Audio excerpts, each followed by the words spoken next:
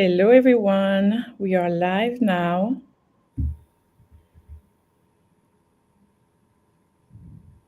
Let me just.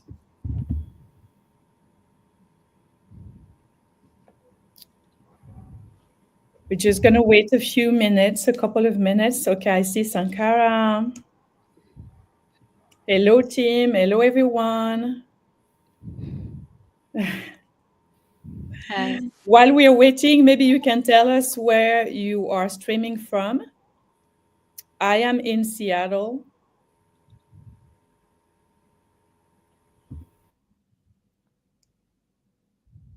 Okay, I see Guya is here. The PICHA team is here representing Nairobi, Kenya. Yeah, Nairobi, Kenya should be like a force today. Okay, so let's start a little bit. Good morning, everyone. I'm in Seattle. So, hi, Gaston. Hi, Francisca. Linda. Hi, everyone. I am streaming from Seattle, and we just had like the worst storm ever overnight. So, there are many people with power outage. I managed to find a place where there is power. So I'm happy to be here with you today. I am Josiane Faubert. I am the founder and CEO of PichaStock. And yeah, I'm really excited to kick off another incredible showcase.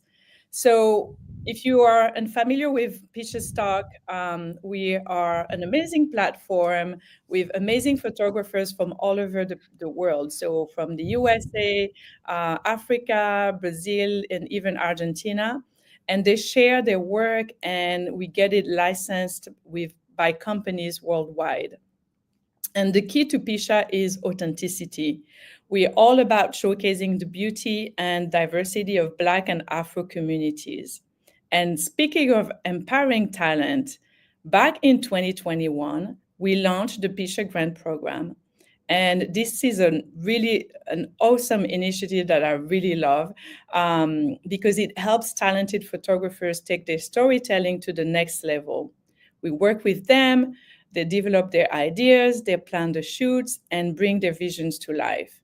This year, for those who followed us in June, we awarded 2 grants to 2 incredible photographers that are here today with us. We have Marta Mutiso and Gloria Mwivanda. And they've been working tirelessly on their projects for months. And today is the day. You're going to finally see what they've been working on, what they are been creating for us to enjoy. So Marta will go first, and she'll be followed by Gloria. And you can drop your questions in the comment section. And as soon as possible, I will bring your comment to the live to Marta or Gloria.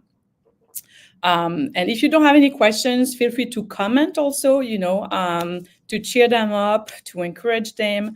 I think they will love that. So let's dive in with Marta. Give me 1 second that I position myself here. Okay. So we will go through a presentation. So Marta, feel free to engage with me when you need to, if you need me to go faster or to move to a next slide. Hi, everyone. Thank you for showing up. This is every creative's dream to have an audience, even though we are a bit nervous. So my name is Martha. I'm from Kenya and I'm based in Nairobi. I work as a tour guide and a conservationist and a storyteller. And I use different mediums to tell my stories, and one of them is photography, filming, writing, and field recording. My work as a tour guide and as a conservationist enables me to travel and capture the natural world and some amazing communities that I encounter. So I'm passionate about documenting the relationships between wildlife, habitats, and the communities that coexist with them. My work has been published in various print and digital platforms and featured in solo and group exhibitions. and won some recognitions.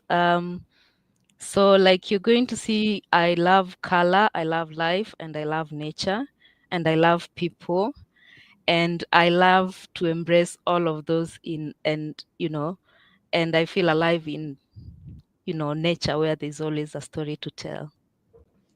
Next Perfect. slide, please. So my project, I called it the Wildlife Crochet Matriarchs. And the reason I did that was because when growing up, I remember my mom was always knitting or crocheting something, whether it was seat covers or blankets or socks or sweaters.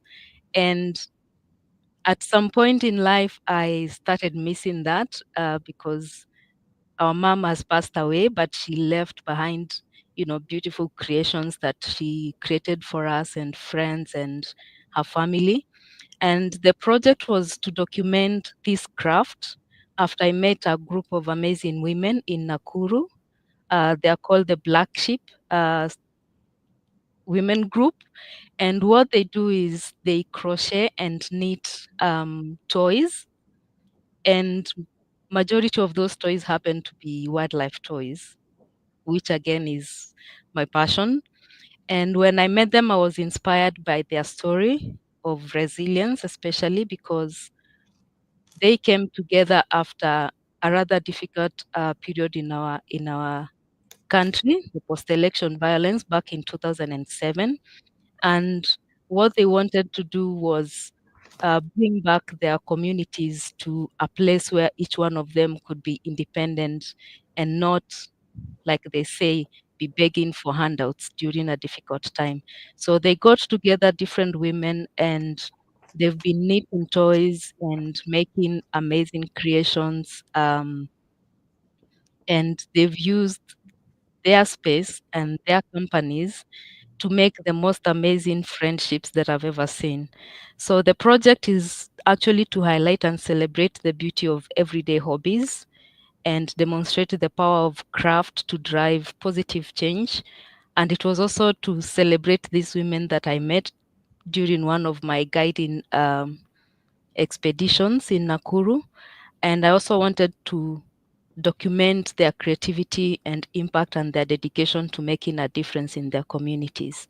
So what they do with the craft is they make these crafts and they sell to visitors that visit Nakuru, and whatever they sell, a percentage of that proceeding goes back to community projects. So through their fundraising, they've actually set up rainwater harvesting tanks for their communities and their neighbors. And if you're from Nakuru or if you don't know, Nakuru has very hard water. So most of it is undrinkable. And if you drink that, not fresh water, you get a lot of people from Nakuru area with discolored teeth. And so the rainwater not only helps them have access to clean water, but also to safe water for their dental health. Wow, amazing. Mm. Next.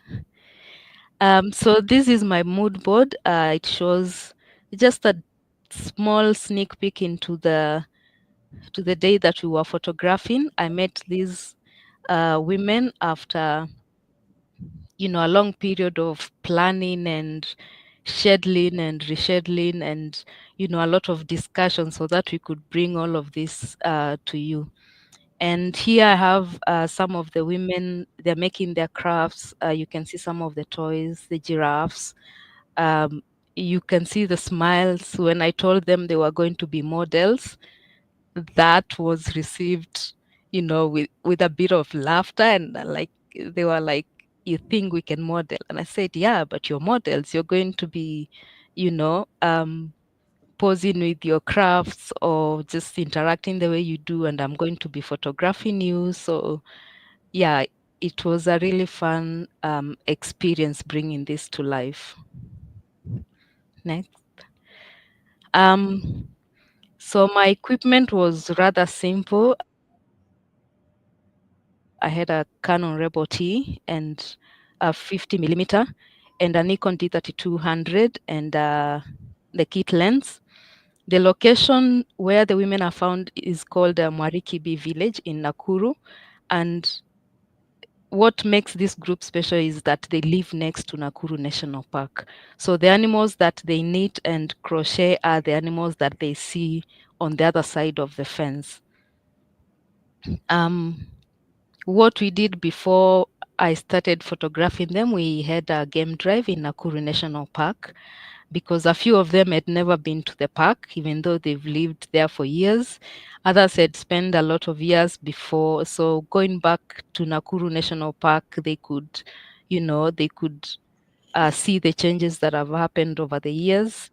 And the other thing that happened during the game drive was that they would compare the toys they make and the animals that you were looking at, and they could correct small things, like you could hear them say, oh, you see, we put whiskers on that tail and this one doesn't have a whisker. And so when we went back, they were discussing all this and making the next changes. And they also have a limited animal that they love to knit, but one special animal we saw during the game drive was an agama lizard. And it's a very beautiful lizard with an orange head and a blue body, especially the males. And that day I remember asking them, do you think you can make this? And that was met with laughter. But 2 weeks after I asked that question, they actually, one of them tried making them and they sent me photos of uh, a lizard toy. So now if you visit, they have an addition to some of the animals that they're making.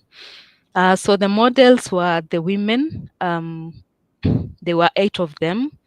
There are 2 women that I met back in 2019, but they had already moved on to other activities and projects.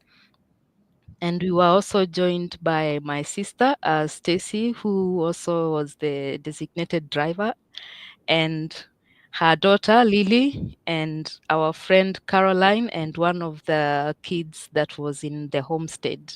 He just hung around and he was very curious about my camera, so we had moments when we were not photographing for him to handle the camera. Next.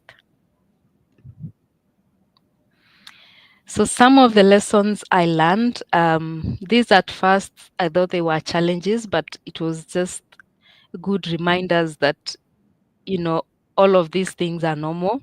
For example, flexibility. I remember we were talking about the best time to photograph this. And if you're a creative, you're always chasing light, the ideal light and stuff like that. But if you're in a community, that does not work because you have to consider that these women they support their families, so they have morning chores that they do every day, and I had to respect that.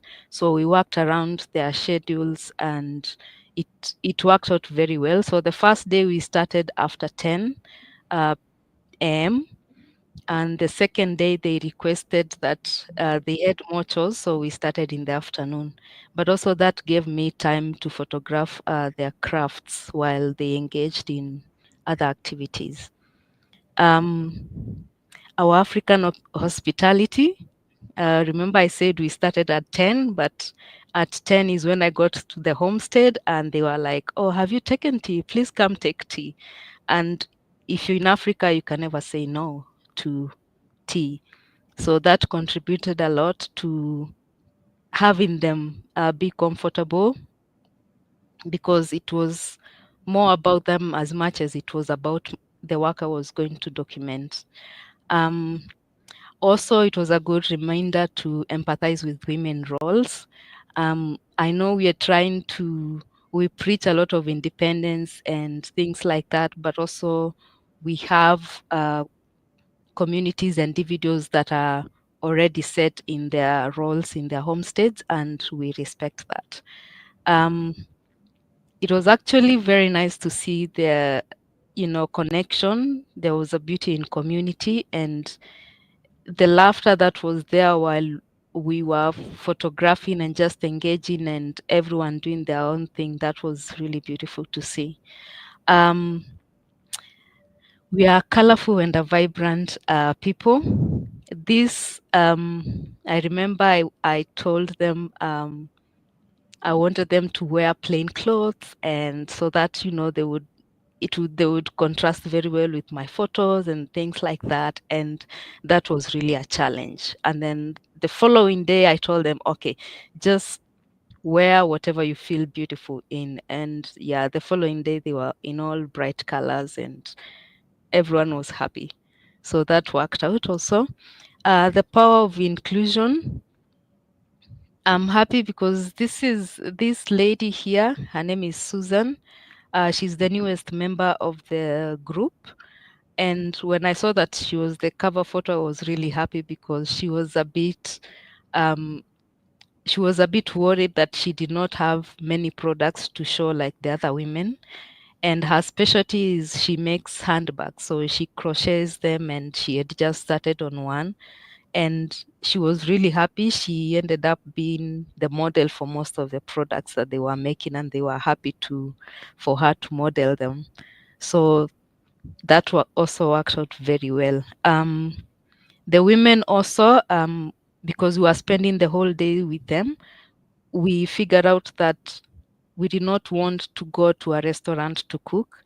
And so she volunteered to cook for everyone. And then after lunch, we just went back to the activity. So overall, I feel that everyone was included in the best capacity that I could. Next. Um, the main challenge, of course, was uncertain weather conditions. On the first day, it rained in the afternoon. And so we had to move all the crafts and the equipment into the house. But that did not, dampen their moods, because we went back into the house and the women made tea and we just took tea while we spoke and waited for the rain to pass. Okay, next. So these are the models. This is Mary. Mary Chege is the person that connected me to the community because we met her in 2019, and she's the village guide. She takes people around her village and tells them about the history and the amazing projects that these women are engaged in. And she had a very good relationship with them. Um, during the game drive, I also requested her to be the guide. So initially, I wanted to have a woman driver guide, but the lady I had, she just became a grandmother, and she had to pass on that task to someone else. But Mary stepped up and guided in Kikuyu and Swahili, and told a lot of stories about the animals. And the ladies, uh, remember I told you the water in Nakuru is very salty, so some of them already you can see the effects of the discolored teeth, so they don't smile a lot or they don't give like open smiles. But every time Mary cracked a joke, they would all just laugh and forget all of that. And I waited for those moments to capture all these. These two here, the farthest right, are the pioneers. This is Monica and Aileen. Monica, she lives with her daughter and grandson, and Aileen also works as a nurse. Aileen specializes in making table mats, and she bought a wool spinning machine back in 1970s. And the project, I wanted to photograph that of them using the spinning wool. And they mentioned that after COVID, when things went really bad, they put the spinning machine back into the store, and no one had touched it. But the second day they went and got the machine and tried to fix it. So all the women the second day, they were just, after we photographed, they were there trying to fix the machine, and I think it's now working. Next. And these other two, sorry, Oh, sorry. back to the models. I'm sorry. So the kids here, these two tagged along. The two girls, they tagged along with my sister, and they played a lot and also tried some of the products. And this young boy, I remember I asked him what his favorite animal is, and he said it was the zebra. So when I told him, "Do you want to be a model?" he just grabbed it and laughed, and that's when I, captured that. Next. So these are the crafts that they make. I've put them side by the actual wildlife. So these are zebras, common zebra. Next. The lion, you can see it's a pretty good impression of the, the lion. Next. These are Thompson's gazelle, a herd of elephants and giraffes. Mhm. We have tortoises and the rhino. Yeah, so those are some of the photos, and this is when we went to Nakuru National Park. This is at Makalia waterfalls, and here they were looking at some of the photos I had taken of them, and they were just making jokes and laughing about it. Yeah, so that's it. I'm so grateful to PICHA community, to Josiane and Guya for your guidance, and to my fellow grantee, Gloria. Happy to have been on this journey with you online and everything, and my family and friends and everyone who has taken the time to offer invaluable insights and support in many ways, and also everyone who's taken time to come to the showcase. Thank you. Amazing. Thank you. That's really, really amazing. Um, Let me see if we have questions for you, Marta, quickly, or um, I can read a few comments. Swahili Traveler is saying that I'm really proud of you, Marta. You know, I'm always your biggest fan, and it means a lot to see you shining bright and keeping inspiring us. I'm sending lots of love from Tanzania. Francisca is saying, wow, the excitement in the ladies, I can only imagine. I think she mentioned that when you were saying that you took them to the game drive. That's when Francisca mentioned the wow. And then Ayurinde is saying, hello, hello from, oh, we have someone, Marisa from Vienna, Austria. Ayurinde, hello from Lagos. Um, Priscilla is saying, well done, Martha. Shobil, great initiatives, Martha. So everyone is really, really proud of you, Martha. This is amazing. This is a beautiful project. And I love the enthusiasm of all the ladies, um, how they were really eager to be part of the project. That's beautiful. And the images are just beautiful. So well done. If you Thank have you. questions, in the meantime, you can still add them. And when Gloria is done, I can come back to the comment section. Gaston is saying, congratulations, Marta. Sankara is saying, lovely showcase. Deborah is saying, beautiful work. Um, Linda is saying, that was wonderful. So just overall positive feedback, Marta. Well done. Thank you.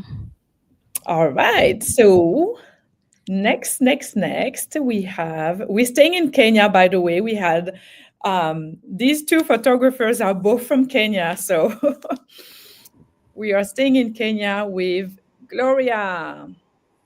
Go ahead, Gloria. Hi, hi, can you hear me? Yes.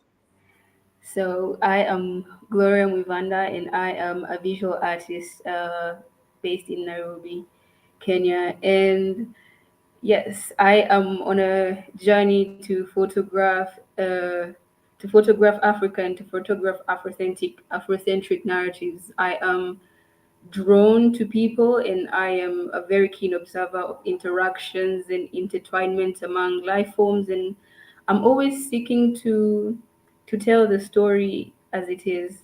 So yes, that is about me. And I should mention I'm a PICHA contributor, and I'm very grateful to have been on this journey with PICHA. Yes. Thank you. So when I got this grant, my goal was to explore the relationship between human and nature through the work that I titled "As Within, So Without." So "As Within, So Without" comes from "As above, so below; as within, so without; as the universe, so the soul." So this is an experimentation and exploration of the relationship that human beings have with nature, and it was done through a series of conceptual self-portraits. Next. So yes, this is a series of self-portraits, and this is the mood boards of the images that you will be seeing in the next few minutes. And it's not very different from the ideas that I had in mind before creating this project, and I am grateful to now look back at the work that has become, and be an audience just like you of the journey that I have gone through in the last few months. Next. So the logistics of this project, it has taken months, but I was traveling a lot throughout the country. Not a lot, but like to different parts of the country. And it was a self-portraiture series. So I was mostly traveling alone or with an assistant. And I had to travel light. That was the most important aspect of being able to capture the self-portraiture.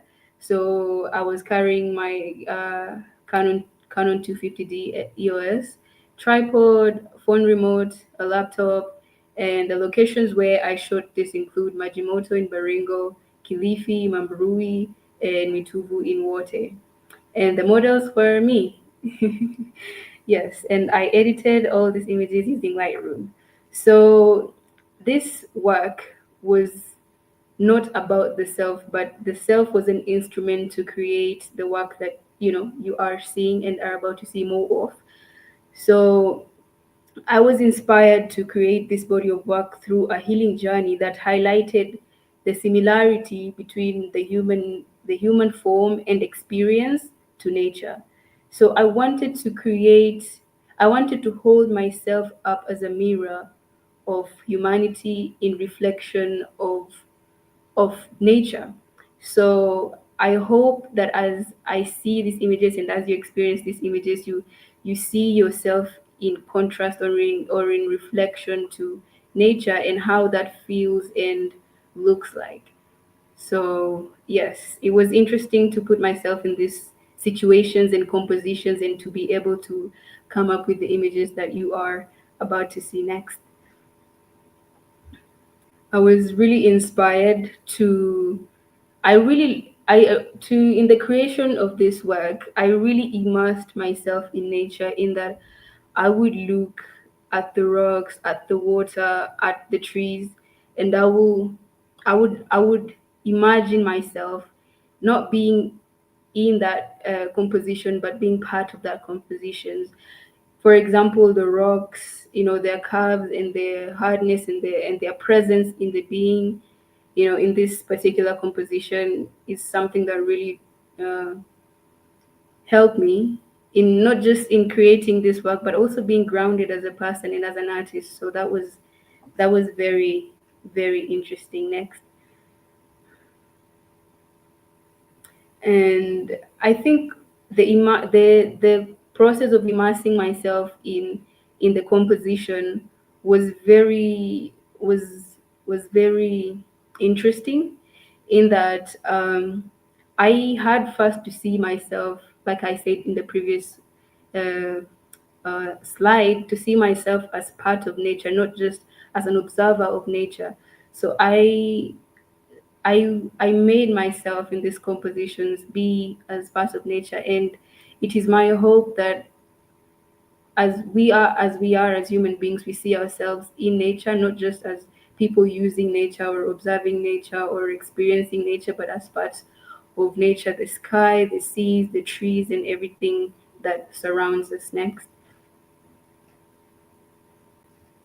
And so the planning of the creation of this work had a lot of research that went into it, researching into how I can be able to tell these stories, how I can be able to put myself in these compositions in a way that can be relatable, and in a way that can make sense, and in a way that can feel most natural, not just to myself as the creator, but to the observer as well. And I also did a lot of scouting to see the best environment to be able to create the images that you see before you.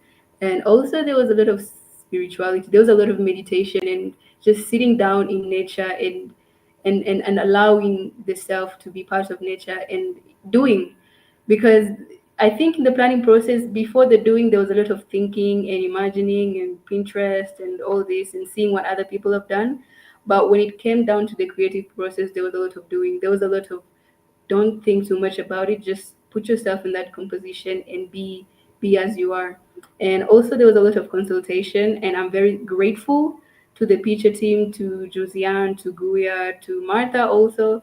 And you were part of the planning journey, and I am very grateful for you. Yes, next.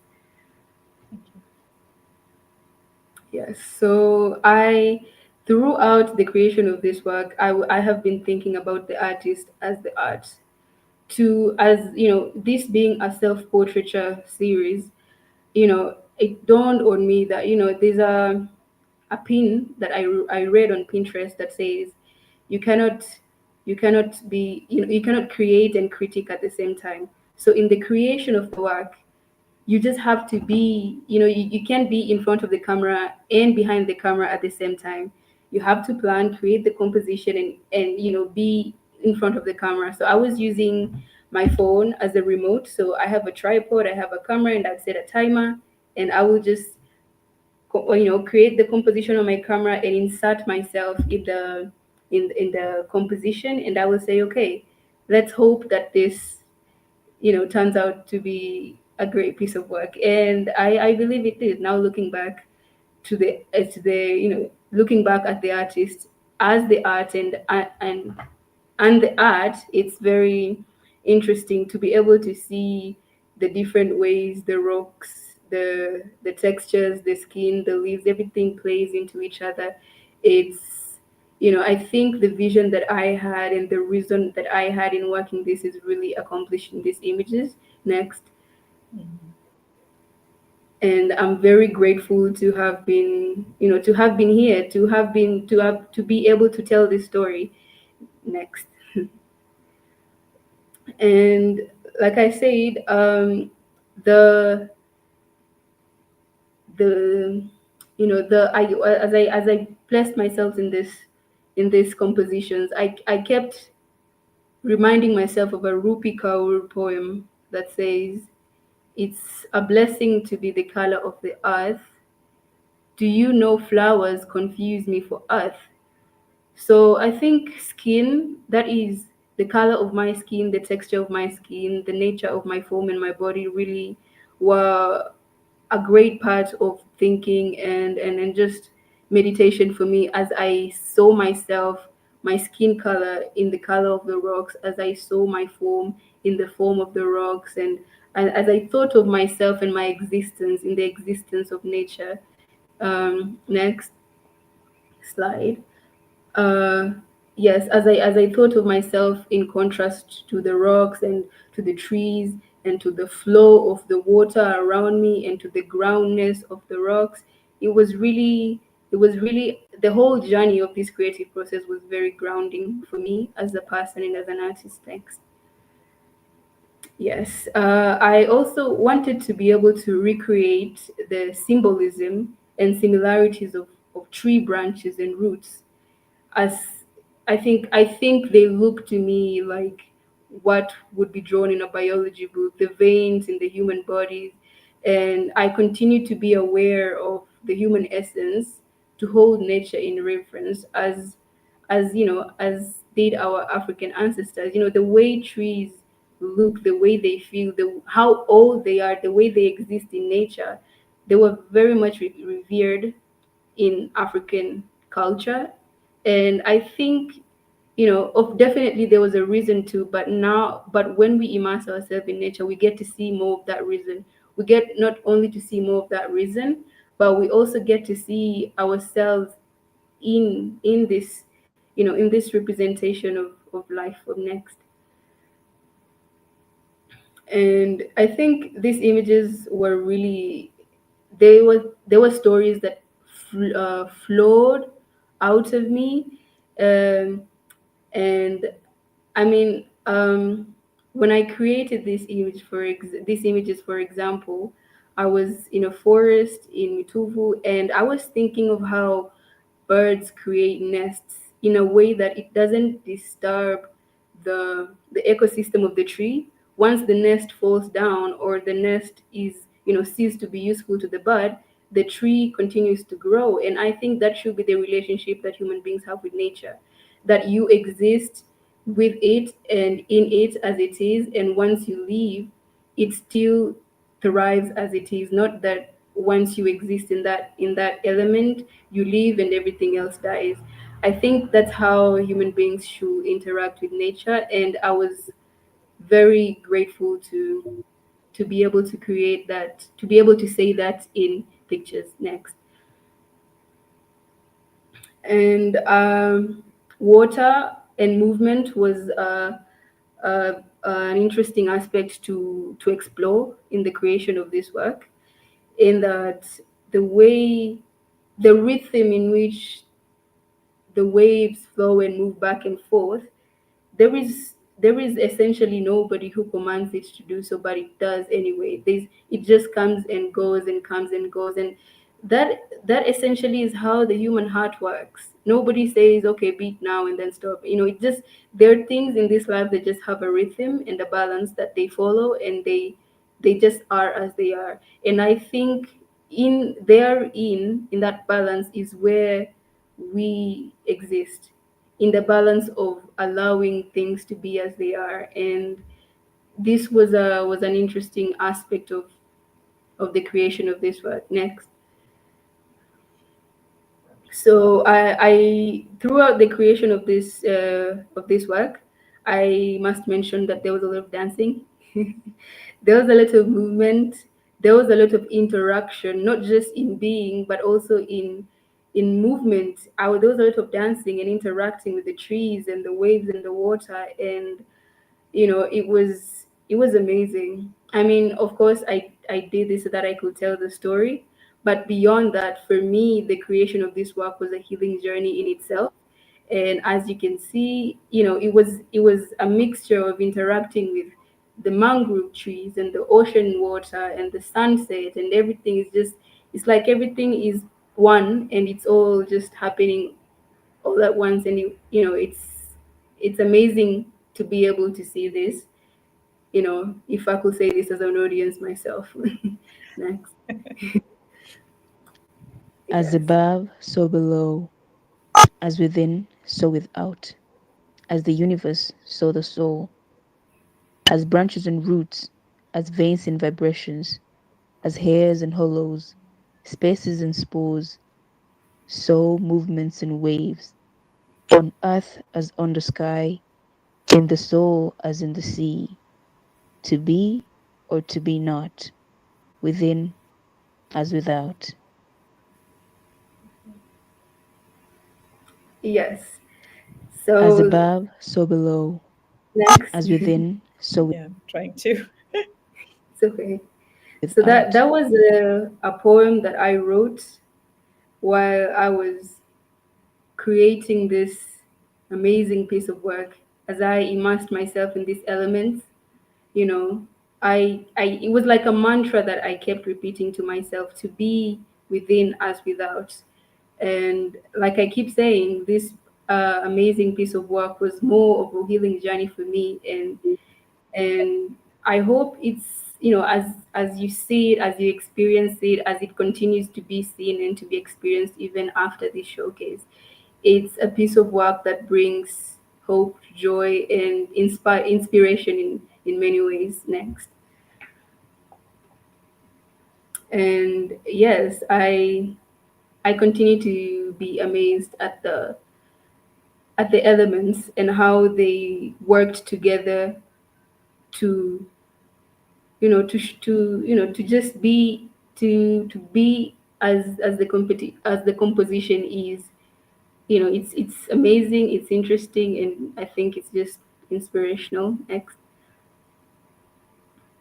And I think also doing this work also helped me not just realize not how small we are as human beings, but how we are small as in comparison to nature, but we are part of nature. It's like the sand in the sea, or everything that is. And I found these small pebbles by the ocean, and I thought, they would look, they arranged as they are in the pattern, they symbolize the backbone. And there were so many other patterns that I experimented with. Next slide. That I experimented with, that I thought, when you look close enough, there's so many pattern of that feel and looks like the human anatomy that is outside of ourselves, and therein lies the similarities of existence in life forms. Next. And yes, it's ever so interesting to see yourself in nature as it is. And this was in Mambrui, and I did not arrange these trees to be like that. I found them like that. I don't know who placed them there, because obviously they did not grow there, but they just stood there. And I thought it was interesting. I thought they just stood there quite perfectly. Next. And yes, so this shot was also taken in Mambrui, the sand dunes, and there was a heavy wind. And yeah, it was quite interesting. I had gone there with my cousin, who was also helping me out as my assistant, and it was an interesting journey to be able to create these images there. So the lessons that I learned through the creation of this is, number one is, no story is small, so allow them to flow from you as they are. No idea is shallow or insignificant. If you have an idea, just act upon it, and somehow it will make sense in the greater narrative. And I am grateful again for Picha for giving me this opportunity. And another lesson that I learned was to be able to own your story. I mean, this being a self-portraiture series, there was a lot of moments in the creation process and after, and even in the planning process, where I felt very self-conscious, and I was always afraid of inserting myself in the middle of the story. And if if you are part of the story, you can't tell it as an observer. You have to tell it as it's happening to you. So I think that was a great lesson in owning your story. Just tell the story as you're living it, not as a third person or the third party. So that was interesting. That was a great lesson for me. Next. And yeah, so this was the last leg of the creation of this work. And these were interesting works that I showed at the Mambrui sand dunes. And yes, it was, I think here the idea that I had was to be able to talk about the wind. But the wind is something that you cannot really see. But I think in these photos you can tell that the wind was present, because this is a scarf on my body that was not being held by my hands. It was very windy, and it was just sand and sky. So it was just a dance with the wind. The wind is moving, and it's just holding the scarf and everything in place, and that was interesting to experience. Next. And yes, so there were other details that I had fun with, if I can put it that way. Like the coconuts on my head. It was interesting to think of them as having two other heads, if that makes sense. But it was an interesting concept, and I also managed to put some flowers in my earring holes, and I thought it was interesting. I while I did that, I kept thinking of that Rupi Kaur poems. It's a blessing to be the color of the earth. The flowers grow on me, and seashells on my eyes. It was all very random thoughts that came to me, and I experimented and played with, and it was and still is interesting to behold. Next. Yes, so we have come to the end, and I would like to appreciate Picha team. I would like to appreciate Josiane, Guya, and the whole of Picha for granting me this opportunity to be able to tell this story. I am very grateful, and I would also like to appreciate Patience Musa. She is my cousin, and she traveled with me to some of these um, escapades, and she was my very willing assistant who was always making sure the camera wasn't being too blown too much by the wind, or yeah, she just made sure everything was right, and I am very grateful to her. I am also very grateful to myself for allowing myself to go through this journey. And I'm also grateful to Martha for going through this journey together as Picture Grantees of 2024. And I'm grateful to everybody who has been part of this showcase, the audience, and everybody who has been able to experience my journey and Martha's journey. And yes, I am very happy, very grateful, and I was also very nervous before this, but I did it. Thank you. You did it. Yes, you really did it. Both of you. Thank you so much. Gloria, congratulations also to you. This is your project has so much um, it's very poetic and very grounded also to us, the human being, and our relationship to Earth. Um, and I know that this type of project can be really tough and hard to achieve. So, congratulations on that. Let me just go over um, the comment section and see if you guys have any questions for Gloria.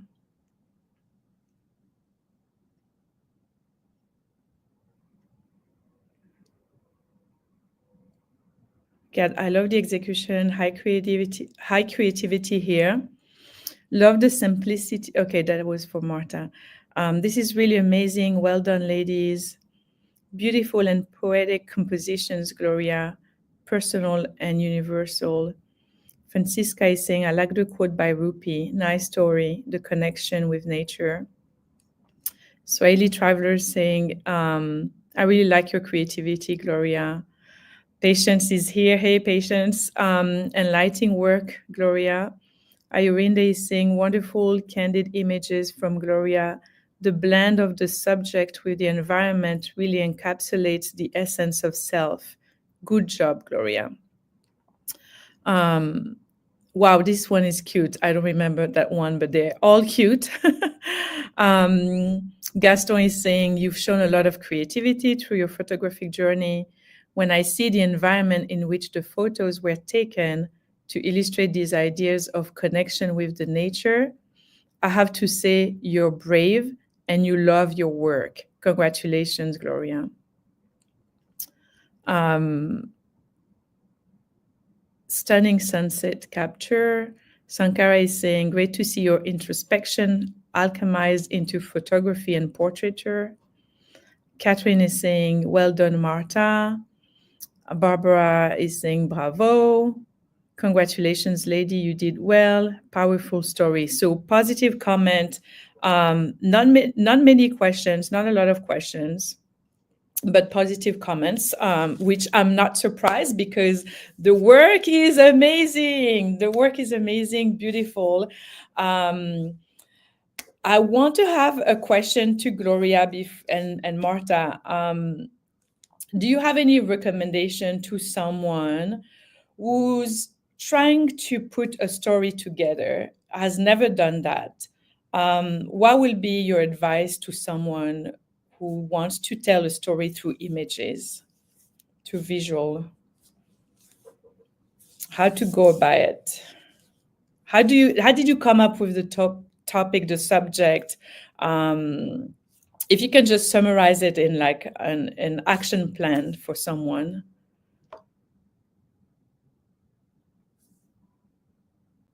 You're both muted.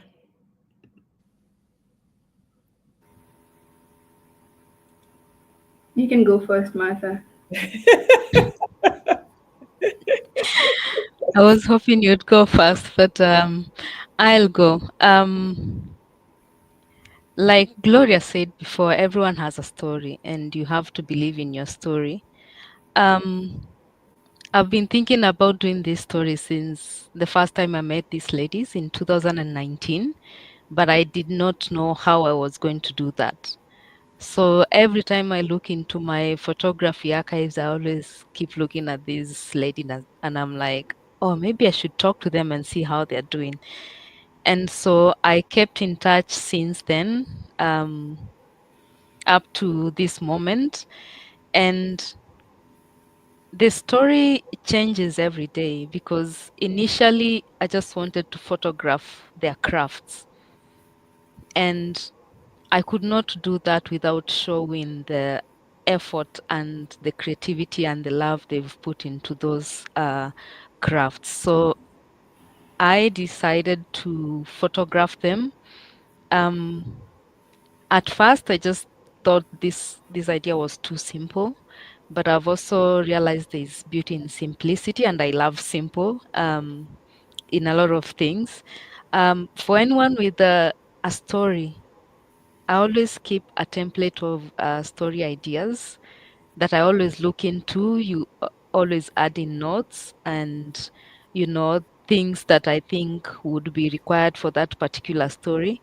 And if I see an opportunity like now, the picture grant, try to see if my story fits into that, the concept or the vision that the picture grant tries to support. So for me, I was not even sure I was going to apply for the grant because I remember having this conversation with Guya and saying, but my photography is wildlife. How am I going to envision that? And I think you do a lot of people photography. And it was a good reminder of what I usually love, the connectivity between humans and spaces and, wildlife. So she advised me to blend them both, and that's how I came up with the finalized on the idea after so many years of thinking about how I was going to tell that story. So you would say that talking to people to help you, because sometimes I guess you don't see things that other people see. So maybe if you have an idea and you're not sure about it, maybe sharing it with friends and family and say, hey, I want to do something like that. What do you think? How do you think I should go about it? Like trying to get feedback from others, I guess. Yeah, and I love my circle is really small and very effective. I always think I'm more accountable to them than myself. So every story idea is run by them. They've had a lot of story ideas they've supported and they keep reminding me, oh, what did you follow up on that story idea you spoke about? Or we just keep talking about different story ideas. And at some point when you're ready to execute it, that's when you find that you had a lot of support along the way, even if it was just a simple conversation or you telling someone about a certain group in Nakuru and the kind of work they are doing. I think, yeah, a good support system is very important. Mm-hmm. Thank you. Yeah. I think my answer to the question would be just do it, like Nike. Because I think I think everybody randomly just has an idea. You could be walking on the streets and you think, imagine if this and this could happen, we could do this. The problem usually comes to doing it. And when I first had the idea to tell this story, I was sitting somewhere with a friend and I said, I want to be able to create a series of photographs that could show the relationship between people and nature in a very poetic and very just interesting way. And they said, what would that look like? And I didn't have any idea. And when I first pitched the idea to PICHA, I remember I had like a mood board of different random images I'd picked from Pinterest and different, other sources. And Josiane asked me, where are you going to shoot these photos? Do you have any ideas of places that you're going to go and things that are going to work, the composition? And I had ideas, but they were not like the ideas that you've seen. They were just like, oh, they were just in my head. It was when I did it. It was when I took the first step to take the first photo. Then in the composition, then ideas of how I can do it, where else I can do it, just started coming up. So I think it's in the doing that the thing happens. When you're thinking about it, when you're talking about it, it's nice, and I guess, yeah, it definitely helps. But once you start to do it, then the magic just happens. And I think that's my advice to anyone who has a story: just do it. Just do it. Okay, perfect. Thank you so much. And I want to also emphasize that we are, I think you said it at some point, Gloria, that um, we are in charge also of, our own stories and what we want the world to see. And being from communities that always have negative stories,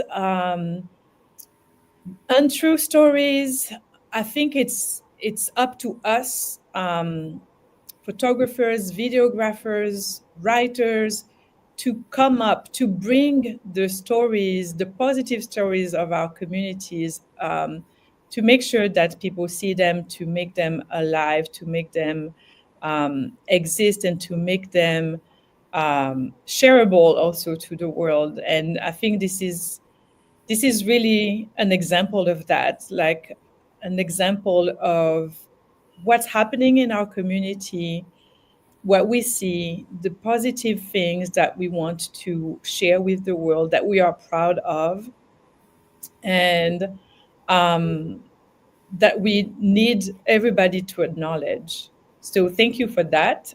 Thank you for um, sharing a little bit of yourself um, to us. I know, Gloria, like this is a lot, especially for you. I mean, I know you're the queen of self portrait, but this is, you've put yourself in a very vulnerable place. Um, but thank you for that, because the images are also beautiful. And it's also a good reminder of us thinking about our relationship to our planet, to the place where we live, and to cherish it. So thank you, both of you. Thank you to all the people who've made it possible. Thank you, Guya. Guya she's the one heading the grant program. So this is happening because she put all of it together. So thank you, Guya, for making it happen. And thank you all for being here today. We really believe at Pisha that original stories can change the world, and they are meaningful. So that's what the grant program is about. Right now, we have the program happening once a year. So we will make a few announcements towards the beginning of the year 2025 for those who want to apply to be part of the grant program. But otherwise, you can follow us on Instagram, here on YouTube. You can subscribe to our page for more updates. And I've shared a link also about our newsletter if you want to learn more about PICHA, you can subscribe to our newsletter, and we'll share some information with you. Thank you. Have a good day and talk to you soon. Bye. Thank you.